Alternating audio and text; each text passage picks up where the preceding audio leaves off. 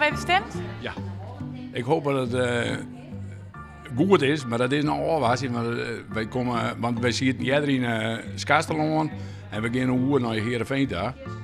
Wij zijn helemaal net blij hiermee dat wij dus gaan zo'n naar een eigen gemeente. Daar hebben we zich jaren aan alle kanten. En ik moet zeggen, bij de street verlenen. Nog correct even op een valreep. Ja, dat kon nog correct eventjes, ja. En wat vind je er nou van, dat het nou van een eigen gemeente is? Nou, ik vind het persoonlijk heel jammer dat wij overgaan naar de gemeente Heerenveen. En daar kan ik een heel lang verhaal over horen, maar dat heeft mij een hele protte dingen te maken. Heb je een legitimatie? Heb ik een legitimatie, maar dan? Rijbewijs? Jij vers, je bent maar ook, hij vers rijbewijs bij. Helemaal niks. Hij neemt een... Nou, dan moet ik maar weer terug. Zullen ze nog wel waarom komen?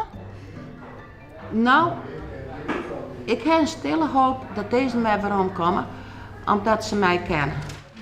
Waarom ben je nou toch waarom kwam? Omdat ik toch even stemmen wil. En als ik net weer waarom kwam weer, dan heb ik net stemmen kennen. Dus daarom ben ik even weer waarom kwam. En dan heb ik geen keuze of ik moet het plaatsje ophellen of ik moet net stemmen. Maar niet eens dat het niet al genoeg is? Ja? Dan sluiten we hiermee dus de stem. Je bent nou een tellen, ben je tevreden? Nou, wij zullen nou tellen, dus tevreden ben ik net met de opkomst. En denk je dat die opkomst ook iets te krijgen had met dat het voor nou voor een eigen gemeente is? Ik denk dat inderdaad in Uustdorp erg